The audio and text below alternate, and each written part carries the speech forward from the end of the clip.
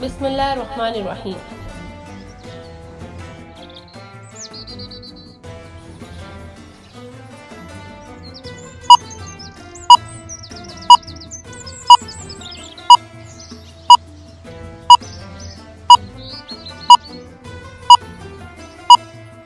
ماہ رمضان المبارک کے چھٹے دن کی دعا۔ اے اللہ، آج کے دن مجھے چھوڑ نہ دے کہ تیری نافرمانی میں لگ جاؤں، اور نہ مجھے اپنے غضب کا تعزیہ نہ مار۔ آج کے دن مجھے اپنے احسان و نعمت سے، مجھے اپنے ناراضی کے کاموں سے بچائے رکھ، اے رغبت کرنے والوں کی آخری امید گاہ۔